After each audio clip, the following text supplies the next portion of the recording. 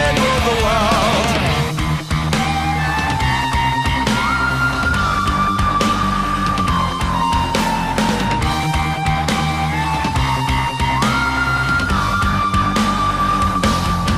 I try to act so cool, but you know I'm just a fool for you. For you. I will stop till I reach the top just to be there with you.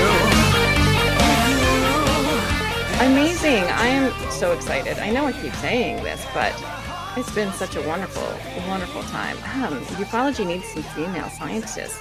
We have some female scientists. We have so many amazing people. Yes, that was Bumblefoot Night Gazer. Okay, guys. So we are just about a minute early.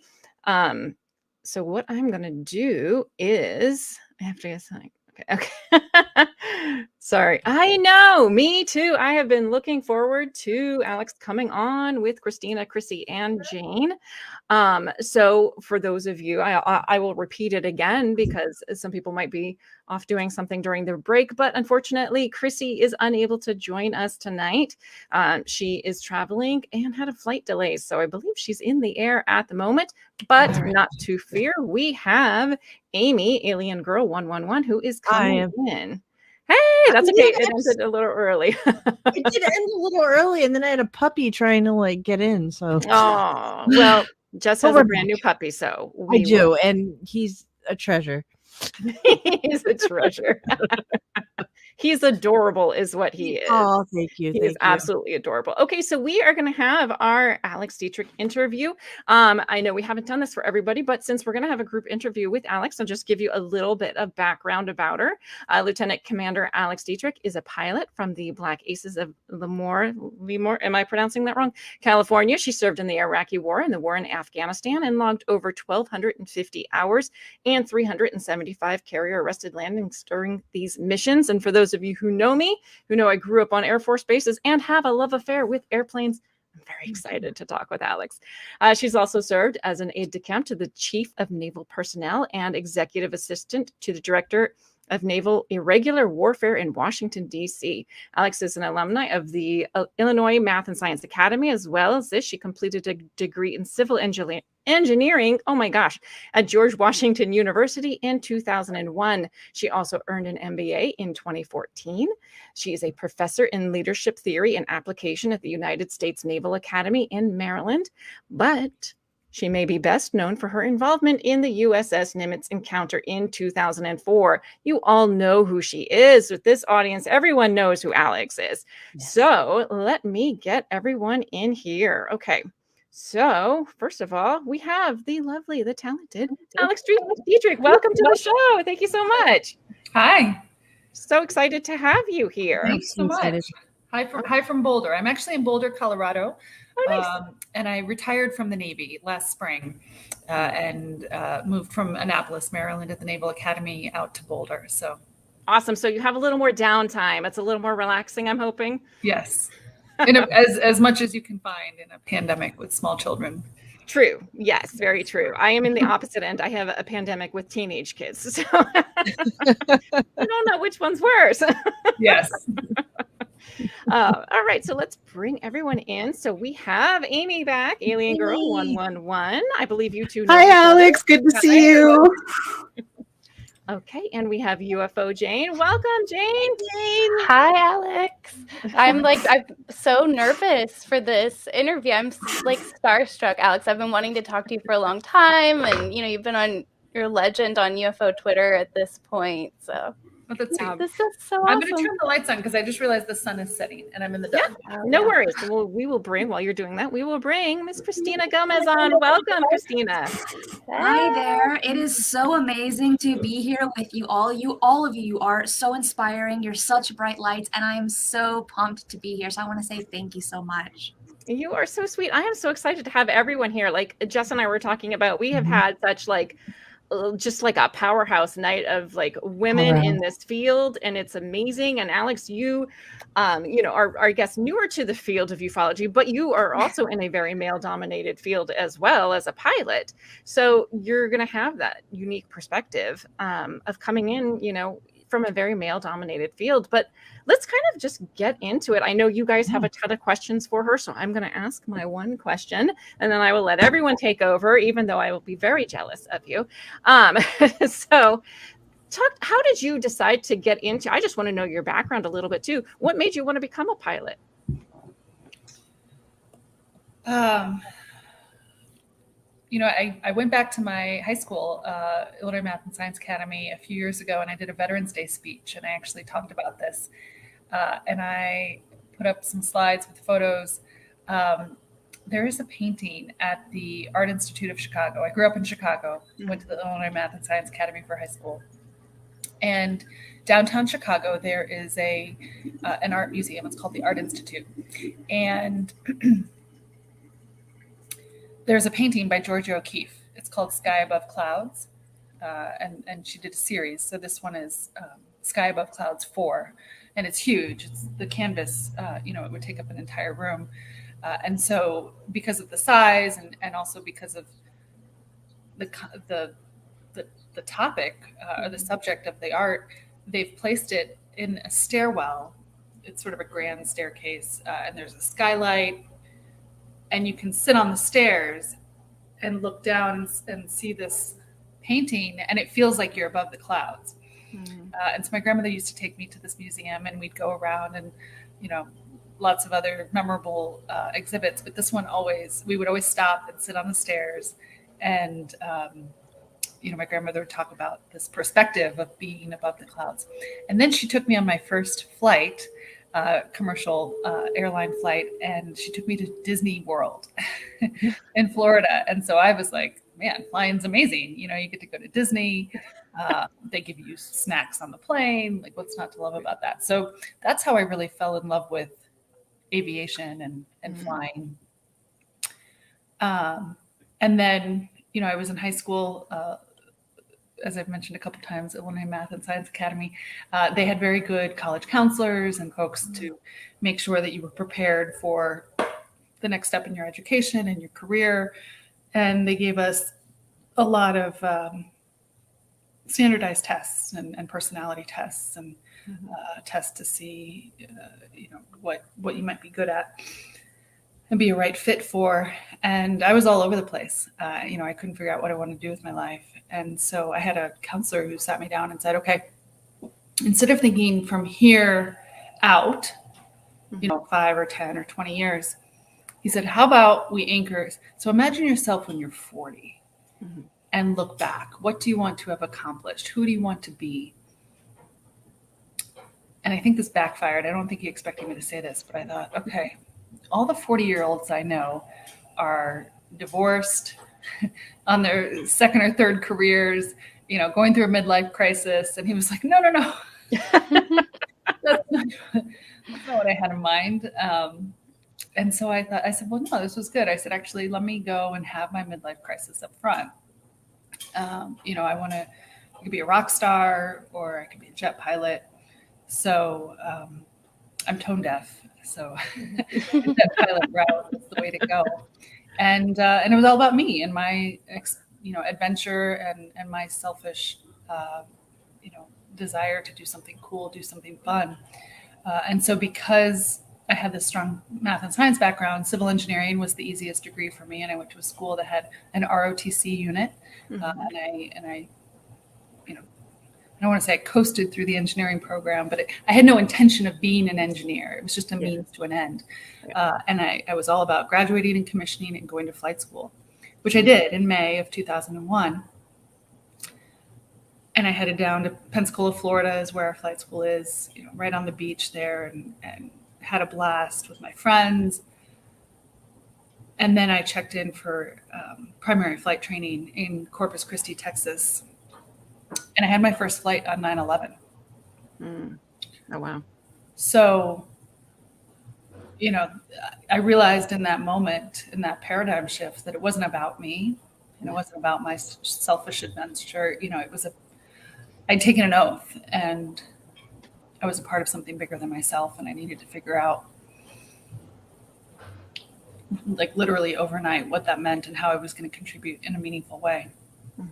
So that's sort of my path, and from where the seed was planted to how I ended up in the strike fighter pipeline. And then I got my wings actually in March of 2003. So that's when we were going into Iraq. You know, another sort of personal, professional milestone that coincided with this big national, and really international milestone. Yeah. That's amazing. Yeah, I completely understand that kind of wanting to serve. Though I wasn't ever in the military myself, I grew up in a huge military family. My brothers are in the military. My parents both were in the military. My grandparents, you get it.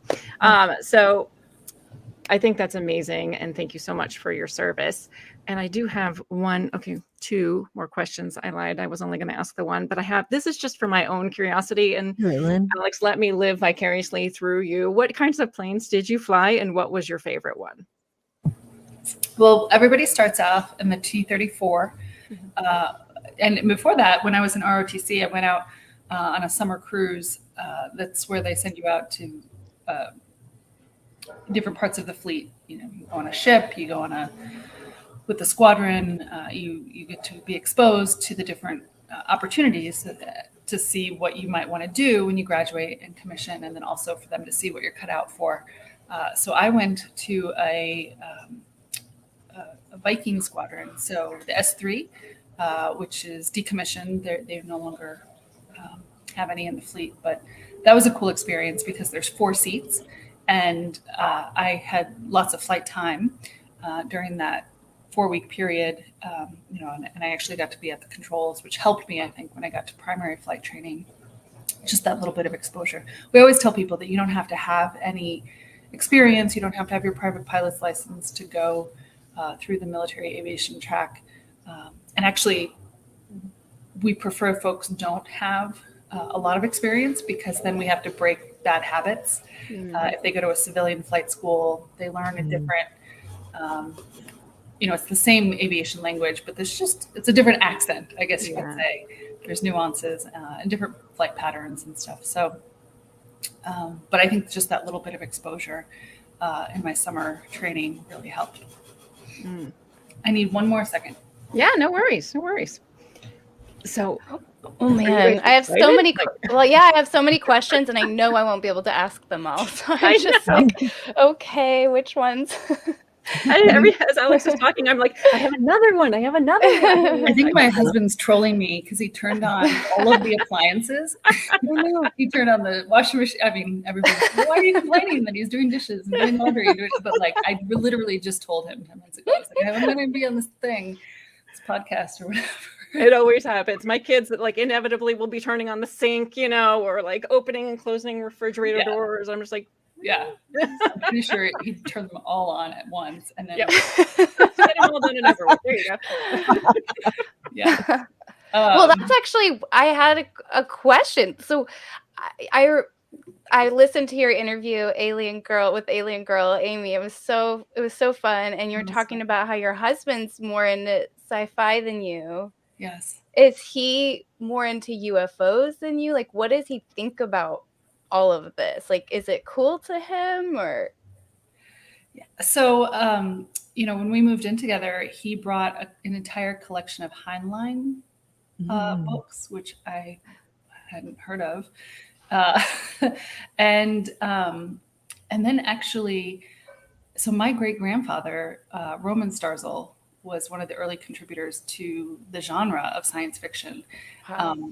And I mean, I guess I knew that just like family history wise, like, grandpa has like Pulp Fiction or like, there's a bunch of dusty old magazines in the closet. But I didn't understand how influential he was, or, recently in the last year, I've started to go online and say, is there anything available? Or I go into a comic book store, which I had never done before. If I pass one now, I go in and say, do you have anything by Starzl? And so my husband, he was like, dude, this is cool. But I haven't read any of the stories, and I don't don't really intend to, because it's just not my thing. I'm just not that into it. So I never have been ever since I was a kid.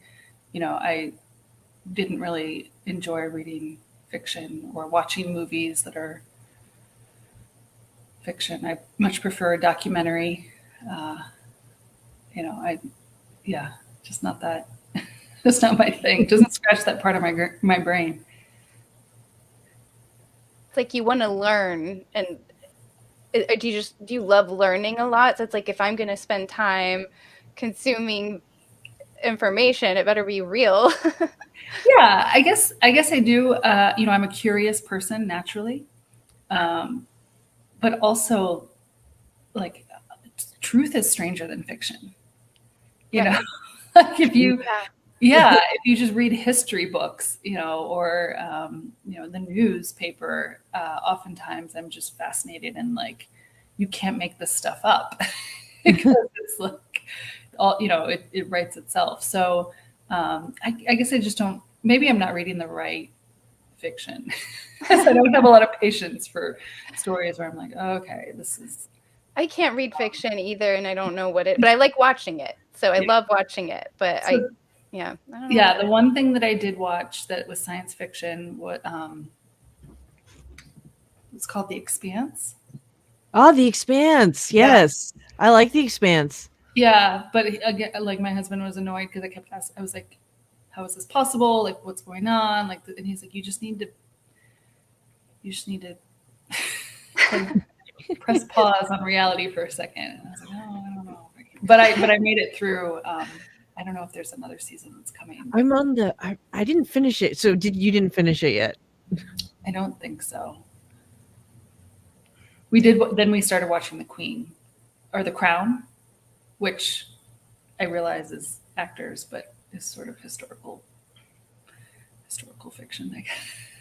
A little gossipy. Yeah. Well, it's great that we gotta love some gossip, right? You gotta have some in your life. Let's make it exciting. Why else do we have the royal family, right? Exactly. What else are we there for? I watched The Bachelorette. So Okay. there's a reason I'm not like talking about. That's reality TV, though. There is a special place in my heart for trash TV. I will be honest. Yeah. Like, when you really need to just unwind and like escape from the world, there's nothing like 90 Day Fiance. Like, I'm so I knew sorry. you were going to say that for some reason. Why'd you do that? Why'd you say that, Lynn? Why'd you say that? Like, fiance brought me out of darkness, Amazing. Okay, Alex, I have my one more question that I'm going to ask you, and then I'm going to let everybody else. Do you agree that the SR-71 is in fact the greatest plane ever made? It's beautiful. It's beautiful. And I'm going to do this. I will take them if you just give me a moment. I wish I had visual imageries of this the planes, but I'm not even good at cars. Like, if you even tell me what a car is, I don't know what it is. Oh, you have to see it. I'm the worst. Okay, hold on. I'll find one. What is this? So they have one at the Udvar-Hazy Air and Space Museum, which is the annex of the Smithsonian Air and Space in Washington, D.C., but it's just outside D.C. That's where they have the space shuttle. And I'm not going to be able to find this because I'm not that savvy in this thing. Yeah, I can find one. I have one at the Wright Pat Air Force Museum as well. I have a picture. So many beautiful ones. Okay. So many beautiful pictures of planes and Did crafts. you like cars too, Alex? Like, do you want? No. Okay, so it's like you need. I drive like a 13-year-old Volkswagen station wagon. Well, I love station wagons. My grocery getter. I love it though because I just feel like a total soccer mom. Even before I had kids. Yeah, I don't like to drive. Interesting. If I'm with somebody else, I prefer that they drive. Here we go. Oh wait, that was another. And if I'm not flying an aircraft, I fall asleep in it. Oh. Let's see. Oh, wait, hold on. Why is it? It's not scrolled. There we go. Yeah. Oh, stop Aw. that. No, Do you wanna CNN. summarize the news? Don't No, we ruin don't. that. There it is. How beautiful is that? Gorgeous. Gorgeous plane. Yeah. Mhm. It's unbelievable. Yes. Okay. I'm all done. You guys, I promise I won't interrupt. Okay, I anymore. already interrupted you. You're good, Lynn. Christina, how about you? We haven't heard much from you yet. Do you have any questions for Alex? I do. And Alex, I want to say it's great to finally meet you. And I want to start by first saying thank you so much for your service. And I also want to thank you for being so brave and coming out to the world with your encounter experience. I believe that we will see the fruit of your bravery in the years to come with others coming out with their accounts. So my question is, you've worked to help assist young women coming through flight school and into the fleet, and you're very vocal in your support for up-and-coming female aviators. You're also the founder of the military's e-mentor program.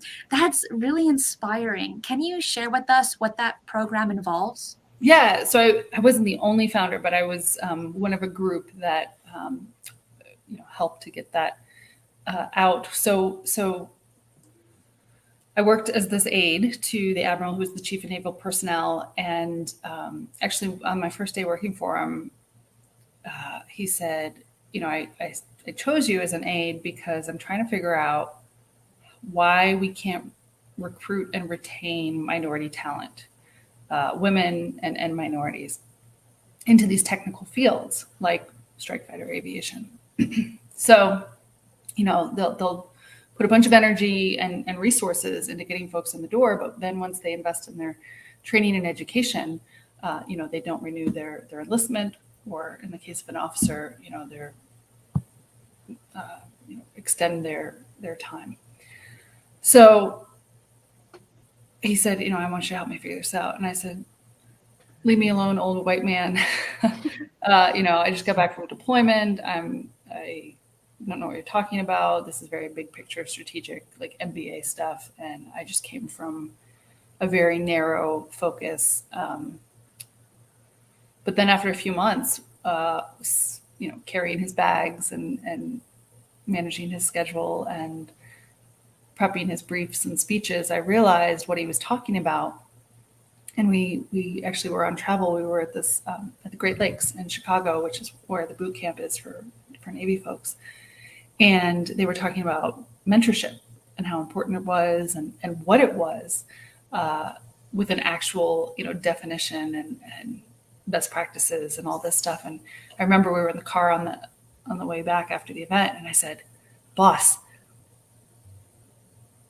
like, this is what's missing. Because before, not only did I not know what a mentor was, like really how to articulate it, I certainly didn't have any. And so, I had this sense of urgency, and he sort of laughed, and he's like, okay, all right, well, go help figure it out. And so it was right at this opportunity where there were resources available to basically subscribe to this. It's almost like an online dating app, right? So it's like a web-based software, and you put in your profile and you say, I'm Alex, and I'm, a 27-year-old lieutenant who's been stationed in Lemoore. Lemoore is tricky to say, Lynn, so it's Lemoore.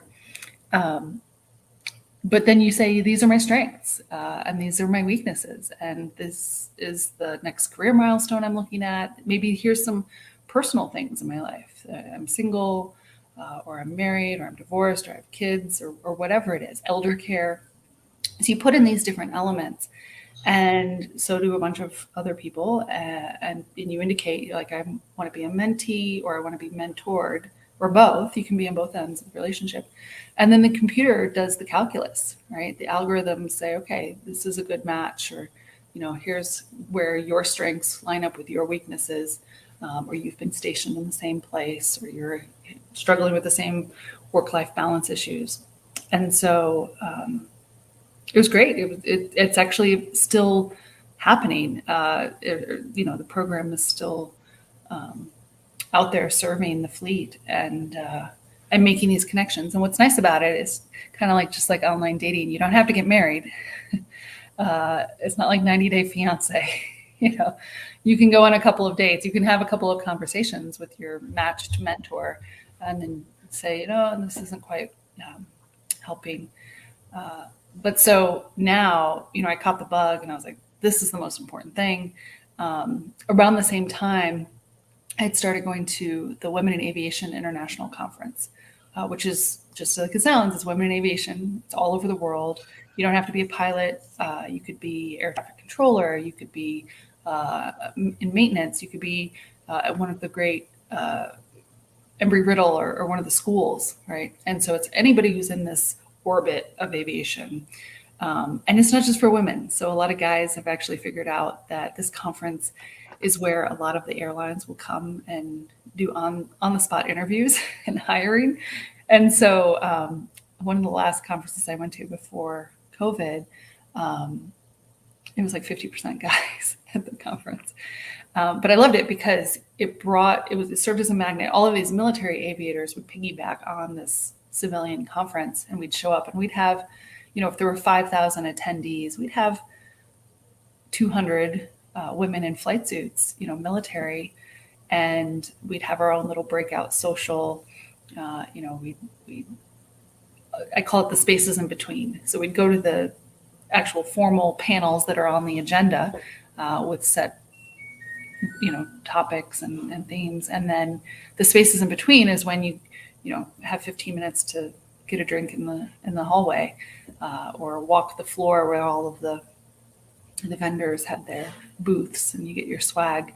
And those conferences, 2 or 3 days there would just fill up my cup with energy. I was like, I'm not the only one. There are so many others out there, but we're just, we had to overcome this geography of being dispersed. But then we were able to maintain the relationships with social media and, the anticipation of seeing each other at the conferences at the next time. So yes, I tell all of my students, I tell all of the young women that I encounter, find a mentor, be a mentor. Even if you don't think you're ready, just being a sounding board for someone, being that safe space where they can reach out and say, hey, does this sound crazy? I'm thinking about doing this. How would you approach it? It's critical. Yeah. For everyone, but especially I think for women and minorities. Yeah. That is so cool. Thank you for sharing that. Yeah. So we have a question for you that I'd like to hypothetically hear your answer on. Can you speculate hypothetically if anyone took a shot at a UAP or heard of anyone hypothetically taking a shot at a UAP, what hypothetical weapon system might it have been, and what hypothetically happened? Hypothetically. So I have not heard of this, hypothetically or otherwise. I have not heard of anybody taking a shot. I'm pretty sure that we would have heard if anybody had. But, certainly I can only speak for my incident, right? November of 2004. We were in a training mode, so we didn't have anything to shoot. Like literally, if we had pulled the trigger, nothing would come off the rails because of the mode that we were in. So we had, we call it training ordnance. So it's just, these are like dummy, just to click into the stations and we do our programs and our buttonology to get that muscle memory and to get, to test our maneuvers and all of that. But, when I tell the story of that day, that's part of it, the realization that, okay, we're in a real world intercept here. And if it is, because we were, not that far from 9/11. And so I'm like, we're off the coast of California, we're being asked to intercept something. What if, this needs to be, handled or taken care of? besides ramming it, there's nothing else we could do. So I haven't heard of any other encounters where an actual shot has been taken. But hypothetically, if I were to have taken a shot, it's just so hard to say. Again, this is part of the vulnerability I felt, was that nothing that we trained for, and none of our systems are really designed to engage what we were seeing. So we have different missiles for different ranges and different setups, but none of them would have been appropriate given what we were seeing in our encounter. Yeah. Yeah, incredible. Okay, guys, go ahead. I just wanted to get that hypothetical question. There's so many questions. There's no shortage. So does that come in from a What about listener? Jess and Amy? Yeah, that was from someone in the audience. Okay, cool. Yeah, I have a quick question, and I just want to say thanks so much for being here as well, Alex. It's so good to see you again, and obviously thank you, for your service, and just being out here for this event, publicly discussing things, especially, with females and being in the field. We all just love hearing your story, especially since you are such a badass as an F-16 fighter, and all the amazing things that you've done. And when me and you were able to kind of sit down and talk a little bit, there are some things that kind of I reflect of and I think about. And the one thing that I think about is it's just very obvious that you have a calling to come and discuss this with the public. There's something, and I think that's what everybody really appreciates about you. And we're seeing all these things happen politically, like Gillibrand Amendment and Marco Rubio pushing for it. So you are pushing a lot for it because everybody wants to hear your story. And every time you come out and discuss it, it's really is helping, so much visibility on this. So with, all of the political steps that are happening, what would you like to see in terms of that disclosure process happening within the government? Yeah. So I don't want to argue with you, but I would just say that, your first statement that like I have something to say or that I'm pushing for this. I never really wanted to be in the spotlight or be, doing all of these interviews and podcasts and other asks. And I wasn't hiding from it, I wasn't avoiding it, but I just kind of like the sci-fi and it just doesn't scratch that part of my brain. So I'm not that interested in it. There was an interesting post I saw on the Twitter feed just before this about somebody who said, it's not appropriate with everything else that's going on in the world to have this event, this thing. But I kind of always feel like that, right? Like I'm still stuck in the crisis of Afghanistan from last summer. I did a year of boots on ground there, and I still have interpreters with their families stuck. And literally every day I'm doing something. I'm writing emails, I'm making phone calls, I'm checking in on them. And so when it comes to this kind of stuff, I'm like, God, this was something that happened in 2004. I did my job that day. I came back in a couple of days afterwards, like, yeah, it was fresh and it was exciting to me because it was so strange. But then I forgot about it. I went to Iraq a few months later on an aircraft carrier flying an F-18, supporting troops on the ground in Iraq. And so it was like totally a blip. And I never was like, oh, let me figure it out. I never, it literally I didn't think about it until the years later when somebody gave me a call from ATIP or whatever that group was and said, hey, can we look at your logbook? Can we talk to you about this? And I was like, yeah, what took you so long? First of all. And second of all, I know this is a big bureaucracy. Like I'm working in the Pentagon now, but come on, guys. So, but then, yeah, like every time I would engage with them, I would leave and be like, okay, well, that was, that's done. case closed for me, and then, I'd get another call a year later or whatever, and I'd say, oh yeah, that thing. So I was completely blindsided last year when 60 Minutes called, and actually the producer who called me was just sort of word blasting me, and he was like, QAnon convinced Marco Rubio to put, language in the COVID relief bill, and they're going to release this report. I'm going to come on national TV and talk about UFOs. I was like, no, what are you talking about? So, Amy, to your other point, like I wasn't tracking that language was in the bill. When it, obviously I started tracking it pretty fast after 60 Minutes and getting sucked into this world. But when it released in, was it June or July? June. I didn't read it. Everybody was like, what do you think about it? And I was like, I didn't read it. It's not much to read. It's okay. Yeah, I was like, can you tell me what it says?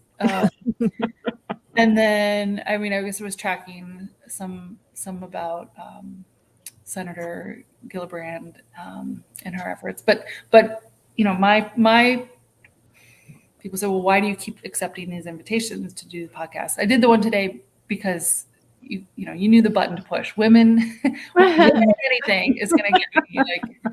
Like the Girl Scouts, down the road want me to come down. I'm like, okay, do I get some cookies? Even if I don't, I'll come. Yeah. So I've been saying yes to interviews that are with like PBS and NPR. I try to go with middle of the road, not too far left, not too far right, that are going to have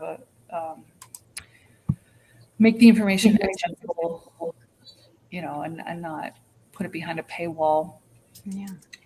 And then, the why or what my point is to say, to reduce the stigma and to say, if you see something, say something, and don't be afraid of being labeled as kooky or a weirdo, because we don't know what it is. And we don't know if it's an issue of national security. We don't know if it's some interesting technology that Elon Musk is, working out the kinks on that we're all going to be buying here in a couple of years, or if it's some natural phenomenon that we just haven't figured out yet. We don't know. And so be ready, have your cameras on, have your batteries charged, have your checklist of things you want to look for. I've had really interesting technical questions since then that if I had thought about it before that flight, I would have looked for a shadow. I would have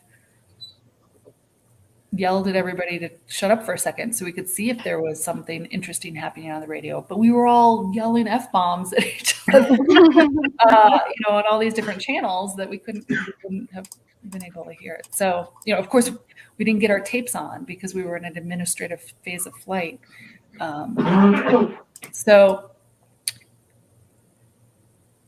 I want to reduce the stigma. I want to get people ready so that when they encounter it, they can capture it. And then, to the point of, what the politicians are doing or the Pentagon is doing, I encourage them to prepare to receive this information and to capture it and to analyze it. And so whether that means big brain scientists at NASA, Intel analysts working in a skiff of the Pentagon, or both, whatever that means, taking a systematic approach, and again, reaching back to my science background, I believe in science, and I think that that's the best approach, not sensationalizing it, and not certainly not forming these tribes. I'm still not sure who's in what tribe, but I see a lot of tribalism on UFO Twitter. And I feel like if we all could all sort of realign and get all the momentum going in one direction, we'd actually make some progress. Alex, you moved from being an active service naval aviator in 2007 to begin teaching at the United States Naval Academy, which you did for 7 years. You're obviously very passionate about passing on your wisdom and experience. During that time, was your encounter case ever raised for the sake of educating students on what to do in encounters with unknown anomalous aircraft? And if not, was it brought up in any other context during that time at the academy? I would never bring it up, but some of my students figured it out at some point. Just like there are people who are really energized by the topic out there. Some of the students did their own Google stalking, whatever, and realized, oh, my leadership instructor, I think, was on that flight. And they would come in and say, hey, have you heard about this? And I'm like, yeah, I was there. And so, if they, again, just like if some other citizens asked me about it, if my students asked me about it, I would take a few minutes of class and share it, and then offer to say, hey, if you want to talk about it more, we can do office hours. But I didn't make it an intentional part of my curriculum. It wasn't part of my syllabus or anything like that. Yeah. But I did use it as a hook in a little bit, because I was, as an aviator stationed at the academy, one of my roles was to talk to students about aviation and help them understand, to mentor them, help them understand the pipelines and the opportunities. And so if I saw a student who was interested in this, the tic tac, I would say, oh, if you go aviation, you might be able to find your own tic tac, So I would sort of try to leverage it in that way. Yeah. Thank you. Do you find, Alex, or have you noticed, is there more interest in kind of the UFO UAP topic in the next generations that are kind of coming up of pilots or military, or is it still kind of where it was before? I would have no idea. But, one of the reporters who contacted me after 60 Minutes aired last spring was writing for National Geographic. And I took the call, and he said, can you tell me what happened that day? And I said, oh, National Geographic. That would be a great place to do, I don't know what they call it, but the long articles about the history of this, because I wanted him to do my homework for me. So, where do all the conspiracies come from? You could have a psychologist and a sociologist and an anthropologist. You could talk about the believers versus the debunkers, and the role of the internet in sharing information, religion, and I was like, I would love to get behind the phenomenon, the phenomenon behind the phenomenon. And he was like, yeah, that's really interesting. And so this generational question would be part of that. What did our parents' generation think versus what did the millennials or Gen Z think? And he was like, yeah, that sounds cool. Can you just tell me what happened that day? I'm on a deadline. I gotta write this piece. Oh man, that sticks. Yeah, sure. So disrespectful. Yeah, but I feel like people could do these surveys and probably do some analytics on what are people Google searching and what are the demographics and who's going to these conventions. Who are your subscribers if you have a podcast? How many podcasts are there? That's a question. There's a lot. And also I was like, you should have, psychologists, sociologists, have an economist come in and talk about the economy of this world, because clearly there are a lot of people making money, like the Skinwalker Ranch show and oh my gosh, History Channel, Ancient Aliens, and somebody asked me to come speak at one of the UFO conferences, and I was like, I don't know what this is. I started Googling it, and I want to say it was like a $500 ticket. They're like that, yeah, right? Probably. Wait. I was like, you want me to come speak for free? So that you can charge all these people $500 I can't believe they asked you to speak for free. I can't believe they asked you to speak for free either. Well, We didn't get I mean, very look, far. you're here speak. You're Yes. here speaking for free. How much is spaced out radio? Right? Touche. We get nothing, I will tell Like a you. t-shirt? Do you guys have a t-shirt? No. What's that? Do you have a t-shirt? Like gear. A Space Out Radio t-shirt? Yeah. Yeah. We have a new one that I'm very excited about. I'm sure you must have heard of Bob Lazar. It says his glasses and it says Team Lazar on it. I was like, yes. Cool. So divisive. So divisive. Space Radio. It is. So I divisive. love it. We're controversial. What can I say? We like to stir it up. Yeah. Somebody had a question for you, Alex. Have Alex and David Fravor discussed their different time perspective for eyes on time with the Tic Tac? Ooh. No, I did send him months ago when this came up, which in going with him both to the Pentagon and to the Capitol to talk to Congress, we've told the story together in the same room, and then we told it, with 60 Minutes. And by the way, that interview, we were sitting there for hours. And then they edit it down, to the 12-minute piece, that's their format or whatever. But yeah, this whole thing about, well, she says she's only seen it for 10 seconds and he said he saw it for minutes.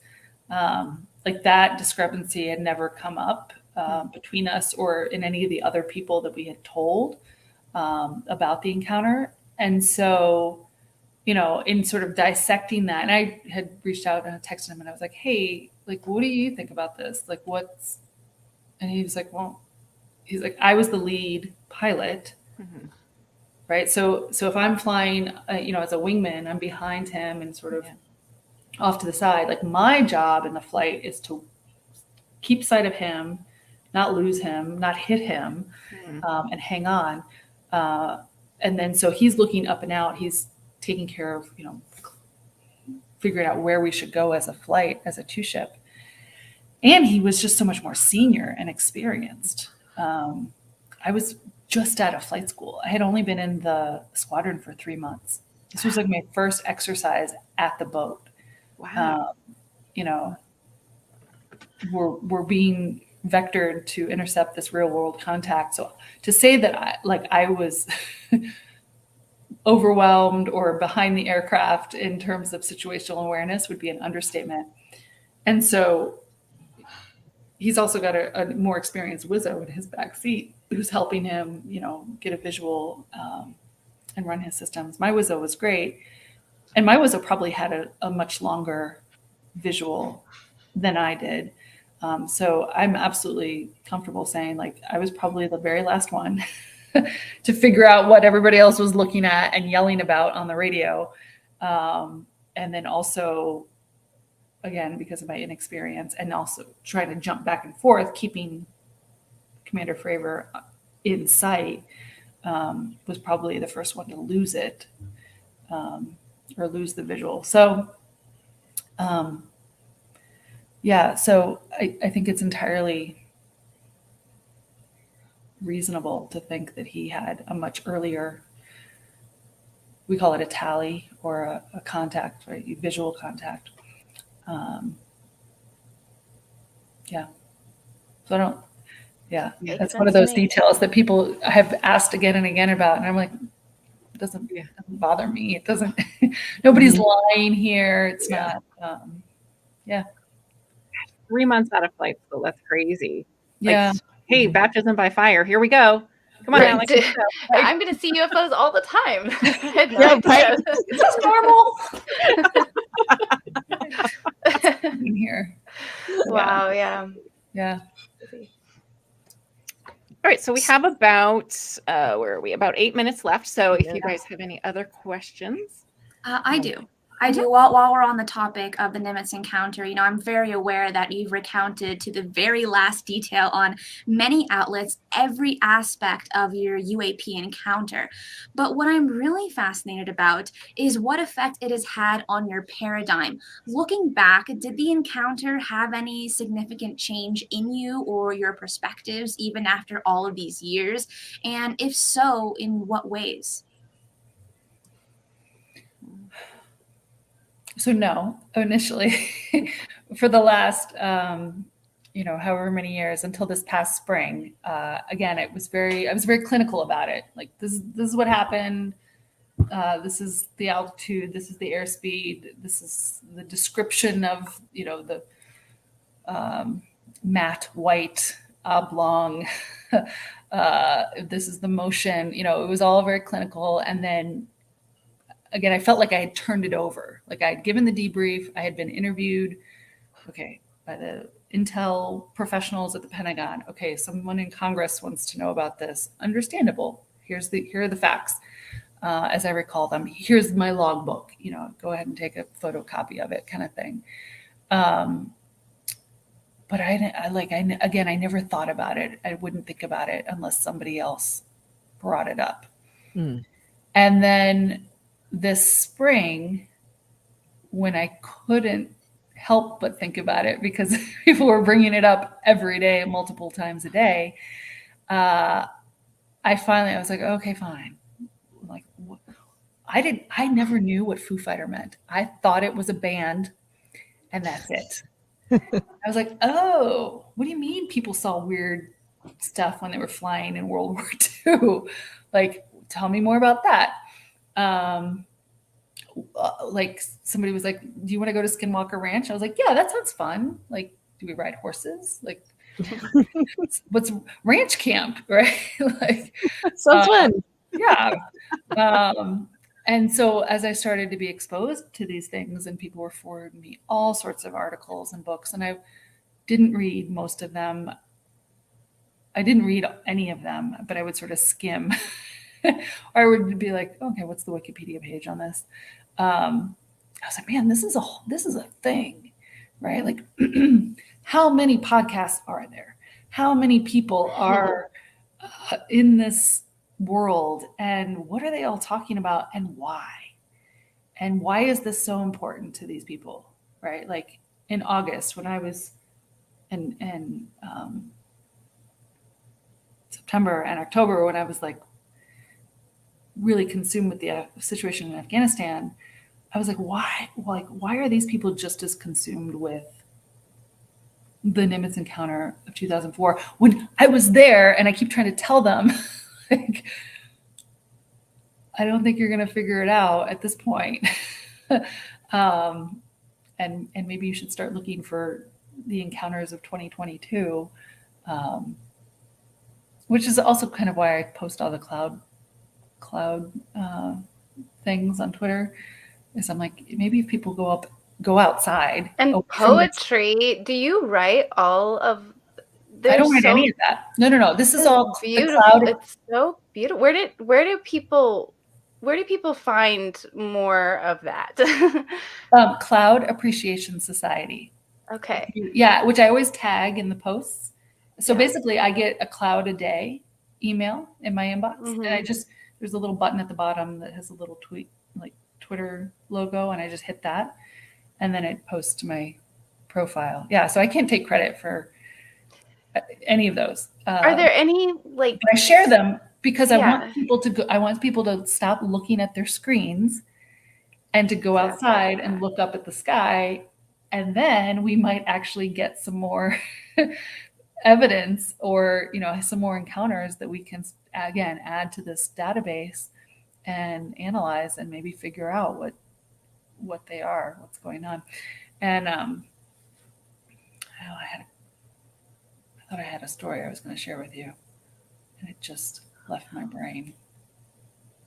Oh, I was talking to a cloud scientist. So here in Boulder, they have the National Center for Atmospheric Research. And this cloud scientist said, I saw you on 60 Minutes. And I thought, oh no, I'm going to get a lecture on how, I'm fueling conspiracy theories. But I was like, I went to a math and science high school. Like, I have a science identity. This is really like, and they said, I saw something, years ago, this thing happened, and there were people with me, and we couldn't explain it. And the only explanation we could come up with was ball lightning. And I had never heard of ball lightning, so I'm like Googling it. And And they were like, the reason that we're in science is because there are things out there that we don't understand, but that doesn't mean they don't exist. And there were all sorts of things happening that until we had a microscope, and could see germs and penicillin and all that, that we has led to the things that we take for granted today. But also in the same conversation, they said, people all the time are asking or forwarding pictures of lenticular clouds, Right. which are the ones that look like flying saucers. And so we have to, it takes up, like, it's such a bother because we have to explain to people that, this is a lenticular cloud. It's just a cloud. It's not a flying saucer. And I was like, oh, okay. So you're quick to dismiss other people's encounters. But when you saw something, it was ball lightning. Right. Yeah, but it's just to say that there are people who are hardcore, data, evidence, facts, science, who are also puzzled by things that they've encountered. So, yeah, take a break from the screens, people. Go outside, look up, bring a camera with you. Yeah. That is a wonderful advice. Yeah, and I think it's a fascinating topic. It's one of the biggest questions, that we have, which is, are we alone in the universe? And you've kind of had this experience that I think so many people would love to have, and that's probably why they're like, Alex, tell me more, and we all want to know. But it's pretty incredible. So thank you so much for sharing all of this with us. I can't believe our time is already up with you, but it has been amazing. Thank you. I know. I've been so excited to have you Yes, on. thank Thank you. you so much for So coming cool. on. Yeah. Alex, you are just fantastic. Thanks for creating this space, Lynn. I think it's important to have these voices. I definitely, I see all of you. I recognize all of the names. Amy, thanks for having me on earlier. But it's definitely a drowning out of, a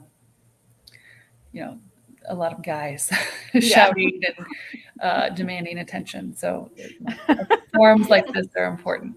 Yeah, the guys would never do that, Alex. Come on now. Oh my goodness, they're amazing.